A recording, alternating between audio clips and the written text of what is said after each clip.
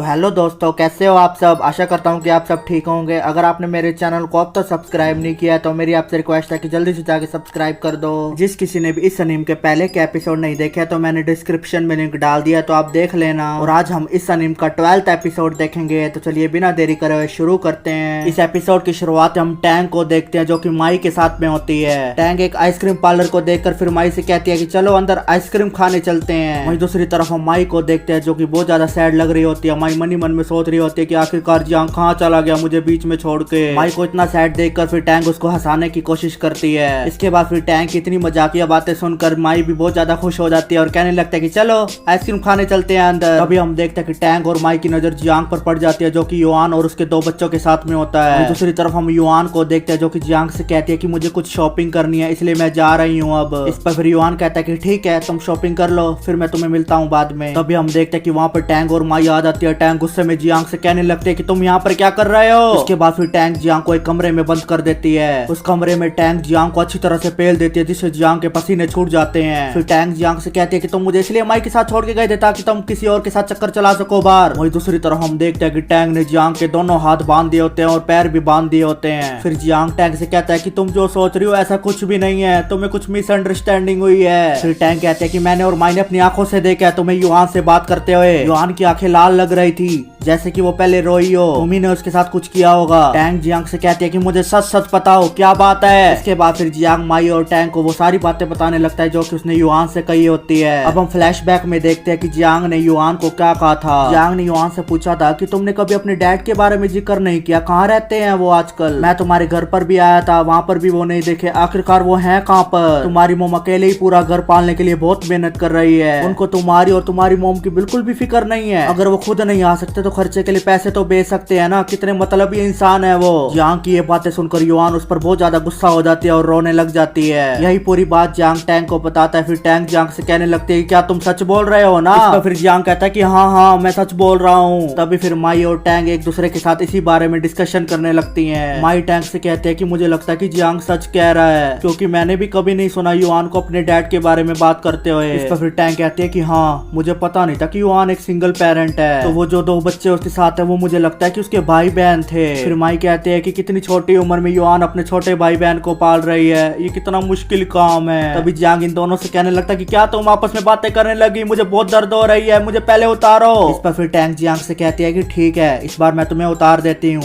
अगर अगली बार मुझसे झूठ बोला तो मैं तुम्हारी पूरी तरह से मार दूंगी। इस पर फिर जियांग कहता है कि ठीक है मैं तुमसे बिल्कुल भी झूठ नहीं बोलूंगा। तभी माई जियांग से कहती है कि जियांग तुम प्लीज युआन की हेल्प करो, अगर तुम्हें पैसे की जरूरत है तो तुम मुझे कह दो, मैं अपने डैड से लेकर दे दूंगी। इस पर फिर जियांग कहता है कि नहीं नहीं तुम उसे मुझ पर छोड़ दो, मैं जरूर हेल्प करूंगा उसकी। इसके बाद हम देखते हैं कि जियांग एक बस में बैठकर कहीं चला जाता है। इसके बाद फिर हम इन दोनों को देखते हैं जो कि एक रेस्टोरेंट में कॉफी पी रहे होते हैं। फिर टैंक माई से दोबारा पूछने लगती है कि तुम और जियांग आज डेट पर गए थे क्या। ये सुनकर माई बहुत ज्यादा बौखला जाती है और टैंक से कहने लगते हैं कि मैं तुम्हें कितनी बार बताऊं कि हम बस एक कॉन्सिडेंस से मिले थे, तुम्हें समझ में क्यों नहीं आता। तभी फिर टैंक कहते कि अरे बैठ जाओ मैं तो मजाक कर रही हूँ, तुम भी ना सीरियस हो जाती हो। फिर यहाँ से सीन चेंज होता है, हम जियांग को देखते हैं जो कि युआन और उसके बच्चों को घुमाने के लिए पार्क में आ जाता है। इसके बाद फिर हम इसी फोटोग्राफर को देखते हैं जिसने पिछले एपिसोड में जियांग और माई की फोटो खींची थी। इस फोटोग्राफर को देखकर फिर जियांग इससे कहने लगता है कि अरे सुनो क्या तुम हमारी ग्रुप फोटो खींच सकते हो। जियांग को देखकर फिर ये फोटोग्राफर कहता है कि अरे क्या कोइंसिडेंस है, फिर से मिल गए आप। इसके बाद हम देखते हैं कि ये फोटोग्राफर इन सब की ग्रुप फोटो लेने लगता है। फोटो खिंचवाने के बाद युआन का लड़का जियांग से कहता है कि डैडी प्लीज मुझे उठा लो।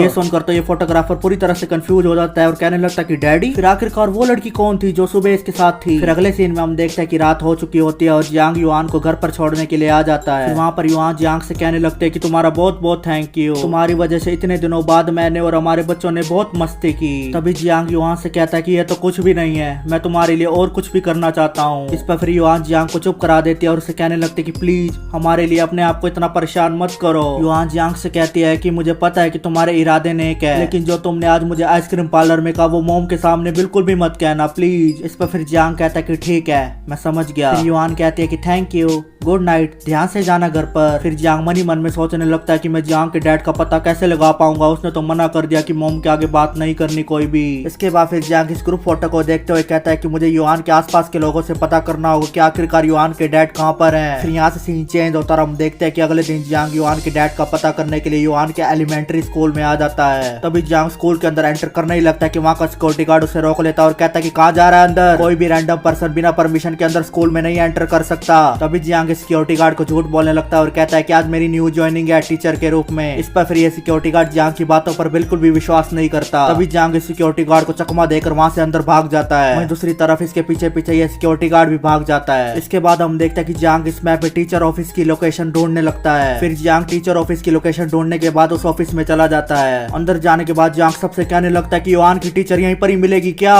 ये देखकर वहाँ खड़े प्रिंसिपल सर बहुत ज्यादा गुस्सा हो जाते हैं और जियांग से कहने लगते हैं कि तुम कौन हो, तुम्हें किसने अंदर आने दिया, सिक्योरिटी गार्ड को बुलाओ और इसको बाहर फेंको। तभी जियांग कहने लगता है कि सॉरी मैं चला जाता हूँ यहाँ से। इसके बाद फिर जियांग उस ऑफिस के बाहर जाने लगता है कि एक हट्टा कट्टा आदमी वहाँ पर आ जाता है। फिर हट्टा कट्टा आदमी जियांग को एक हाथ से उठा लेता है, इससे जियांग बहुत ज्यादा डर जाता है। फिर जियांग कहता है कि प्लीज मुझे छोड़ दो, मैं बस यहाँ पर युआन के टीचर को ढूंढने आया था। लेकिन ये हट्टा कट्टा आदमी जियांग की बिल्कुल भी नहीं सुनता और उसकी कुटाई कर देता है वहाँ पर। इसके बाद फिर जैसे तैसे जियांग अपनी जान बचाकर वहाँ से भागने लगता है। तभी भागते भागते जियांग एक टीचर से टकरा जाता है और उसकी गलत जगह पे हाथ लगा देता है। तभी ये टीचर गुस्से में लाल होकर जियांग को बहुत मारने लगती है और उसे कहती है कि ठरकी तेरी हिम्मत कैसे हो गई मुझे हाथ लगाने की। इस टीचर से मार खाने के बाद फिर जियांग उसको कहता है कि मेरी बात तो सुन लो पहले, मैं बस यहाँ पर युआन के टीचर को ढूंढने आया हूँ। युआन का नाम सुनकर फिर ये टीचर शॉक हो जाती है और कहने लगता है कि युआन ये तो मेरी क्लास में पढ़ी है। फिर यहाँ से सीन चेंज होता है और हम देखते हैं कि जियांग इस टीचर के साथ बाहर आ जाता है। फिर ये टीचर जियांग से कहती है कि मैं ही युआन की टीचर थी, मुझे याद है युआन के डैड हमेशा टाइम पर उसको लेने आ जाया करते थे स्कूल में। ये टीचर जियांग से कहती है कि युआन उस टाइम बहुत खुश रहती थी, लेकिन बाद में जब से उसके पेरेंट का डिवोर्स हुआ वो बहुत दुखी रहने लग गई थी। इसके बाद फिर युआन के डैड भी उसको छोड़कर कहीं चले गए थे, तब से उसके डैड युआन को मिलने अभी तक वापस नहीं आए। फिर जियांग इस टीचर से कहता है कि क्या आप मेरी एक हेल्प कर सकती हैं, आप मुझे युआन के डैड का एड्रेस बता दीजिए ताकि मैं उन्हें ढूंढ सकूं। इस पर फिर ये टीचर कहती है कि क्या